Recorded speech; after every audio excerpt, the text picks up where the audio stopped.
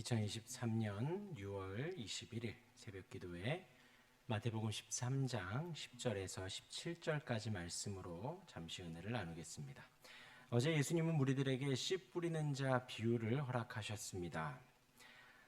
예수님이 제자들을 넘어서 불특정 다수 여러 사람들에게 복음을 열어두셨지요. 그러면서 귀 있는 자들은 들으라 하셨습니다. 우리 또한도 귀를 주셨으니 주님의 음성을 온전히 들을 수 있는 우리가 되기를 바랍니다. 제자들은 왜 무리들에게 비유들로 가르쳤는지 질문을 던집니다. 제자들의 이 질문은 바로 앞에 제시된 씨 뿌리는 자의 비유에 대하여서 여러 비유들이 이해하기 어렵다라는 이유로 질문을 한 것이죠. 예수님은 하나님 나라의 비밀을 깨닫는 데 있어서 너희들 곧 제자들과 관련해서는 주권적인 은혜가 있다라고 하였습니다. 하지만 저들에 대해서는 인간적인 책임이 있다라고 하며 그들은 받을 수 없다라고 했습니다. 오늘 본문은 그에 대한 설명이 담겨져 있습니다. 먼저 10절에서 제자들이 질문을 하고요. 11절에서 13절까지 예수님의 대답이 있습니다. 14절, 15절에 이사야의 인용을 덧붙이시고 또 16절, 17절에 그 제자들을 향하여서 너희가 복이 있다라는 말씀으로 오늘 말씀이 마무리가 됩니다. 먼저 예수님의 비유 설교에 대하여서 이해하지 못한 제자들이 질문을 했습니다. 그 질문에 대하여 이제 13장 11절 예수님이 답을 시작을 하십니다. 이 질문에 예수님은 하나님 나라 진리를 계시하는 원리를 설명하는 기회로 삼으셨습니다. 곧 천국의 비밀이 너희에게는 허락되었으나 그들에게는 아니 되었다라고 말씀을 하신 것이죠.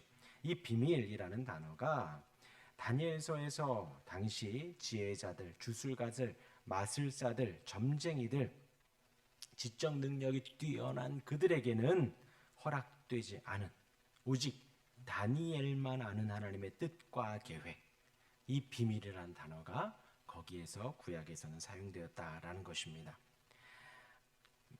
마찬가지로 이 미스테리오는 무리들에게는 주어지지 않고 제자들에게만 주어진 하나님 나라의 진리를 말한다는 것이지요. 이 비밀들이 제자들에게만 허락이 되었습니다. 그 주권적인 은혜를 한 번 더 이야기하는 것이지요. 신적 수동태입니다. 시제가. 그 비밀들을 주시는 분이 신적 하나님이시고 수동태 우리의 힘으로는 도저히 알 수 없는 하나님의 은혜로 주어진다라는 것입니다. 그러기에 예수님이 이 천국의 비밀이다라고 말씀을 하신 것입니다. 그렇기 때문에 하나님 나라의 비밀은 하나님께서 주시지 않으면 아무리 뛰어난 인간적 지혜를 가진 자라도 아무리 공부를 많이 했다 하더라도 알 수가 없고, 하지만 일단 하나님께서 그 비밀들을 알려주신다고 한다면 아무리 무식한 자라도 알 수 있다는 것입니다. 중요한 것은 비밀들이 주어진 제자들과 주어지지 않은 무리들, 이 신적 수동태가 적용되는 사람, 안 되는 사람, 그 구분은 우리가 할 수 없다는 것이죠. 이어서 12절에 무릇 있는 자는 받아 넉넉하게 되되 없는 자는 그 있는 것도 빼앗기리라 하였습니다. 있는 자는 무엇을 말하냐?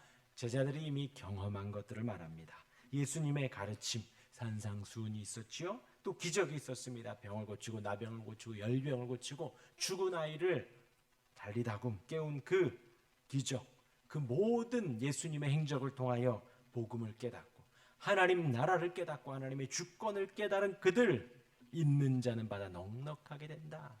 그들에게는 이 비유들조차도 넉넉한 복음이 되지만 없는 자는 그 있는 것도 빼앗기리라. 그 복음을 보고도 예수님의 가르침과 예수님의 병 고치는 은혜를 보고도 깨닫지 못하는 사람은 있는 것도 빼앗기리라 했습니다. 곧 있는 것도 빼앗기리라.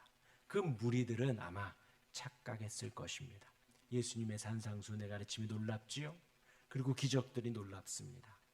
이것이 복음의 전부이다 라고 생각하며 착각을 하는 가운데 예수님의 이 씨 뿌리는 비유와 여러 비유들을 보며 내 생각과 다르구나 하면서 도망가는 것이죠. 이상하다 하면서 그 무리에서 이탈하는 것이지요. 없는 자는 그 있는 것도 빼앗기리라. 바로 그러한 말씀입니다. 이어서 13절까지 예수님의 대답이 나옵니다. 그러므로 내가 그들에게 비유로 말하는 것은 그들이 보아도 보지 못하며 들어도 듣지 못하며 깨닫지 못함이라. 그런데 이 13절의 말씀이요, 그 무리들의 완악함을 말합니다. 동일하게 산상수훈을 보고 동일하게 많은 기적들을 체험하지만, 많은 기적들을 보고 오감으로 느끼지만 그들의 완악함이 그들을 깨닫지 못하는 사람들로 만들어 간다는 것입니다. 23절이 그런 것입니다. 그들이 보아도 보지 못하며 들어도 듣지 못하며 깨닫지 못함이라. 이 말씀이 정형 동사입니다. 이미 정해졌다라는 것이죠. 형태가 정해진, 곧 보지 않기로, 듣지 않기로, 깨닫지 않기로 이들은 이미 의지적으로 마음을 닫았다는 것입니다. 그 무리들의 모습이 11장, 12장에서 나오죠. 예수님은 가르침을 하시고 기적을 보이시고 이스라엘을 초청하시고 그 구원의 복음 가운데로 인도하시지만 그들은 올바르게 반응하지 않고 밀어내며 듣지 않으려고, 보지 않으려고, 깨닫지 않으려고 이미 정해놓아 마음 먹어놓았다는 것입니다. 그들의 무리가, 그들의 마음이 얼마나 완악한가라는 것입니다. 눈에 보이는 메시아, 말씀하시는 그리스도, 하나님이심을 충분히 드러내는 여러 가지 정황 속에서 그들은 어떻게든 안 보려고, 안 들으려고, 안 깨달으려고 노력하고 있다는 것이죠. 그것에 대하여서 이사야의 예언이 14절, 15절에 나오며 그들은 이미 종말론적 성취를 내다보는 모형적인 사건으로 예수님이 설명을 하시는 것입니다. 종말의 예언을 성취하시는 예수님, 그 예수님의 선포에 당대 이스라엘이 올바른 반응을 보이지 않음으로써 이사야 시대 이스라엘의 모형이 지금 성취되고 있다. 이사야의 예언이 지금 성취되고 있다라고 이야기하고 있습니다. 그러면서 예수님 16절, 17절에 축복의 말씀으로 마무리하십니다. 그러나 너희 눈은 봄으로 너희 귀는 들음으로 복이 있더라. 거기서 있는 자, 주의 복음을 듣고 보며 깨달은 그들은 복이 있다는 것입니다. 그 복이 어떠한 복인가? 17절에 진실로 너희에게 이르노니 많은 선지자들과 의인이 너희가 보는 것을 보고자 하여도 보지 못하였고 너희가 듣는 것들을 듣고자 해도 듣지 못했다. 예수님 오기 전까지 많은 선지자들이, 의인들이 메시아와 그분께서 성취하실 하나님 나라의 도래를 간절히 소망하였습니다. 그리고 예언하고 갈망하며 살아갔지만 그들은 메시아의 하나님 나라 선포를 보지도 못하고 듣지도 못했다는 것이지요. 그들은 성취의 시대에 속하지 않았기 때문에 지금 제자들, 메시아이신 그분, 하나님이신 그분이 성육신하여서 오셔서 가르치시고 기적을 보이시는 그 하나님 나라의 실체를 보고 들으며 깨달으니 얼마나 은혜가 큰가라는 것입니다. 얼마나 너희가 복된가라는 것을 예수님이 말씀하십니다. 이 제자들이 복됩니다. 그리고 저와 여러분들이 복됩니다. 우리가 받은 은혜가 얼마나 큰지요. 우리는 그 예수님의 기록에 이어서 사도들의 기록까지 있습니다. 우리에게 더욱더 정확한, 명확한 복음이 제시되어져 있습니다. 이 말씀을 통하여서 주님을 배웁고 그 복이 있는 자가 우리가 되기를,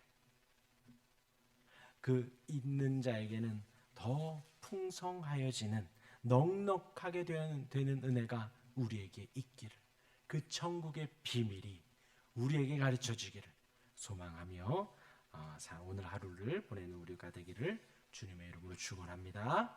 아멘. 기도하겠습니다.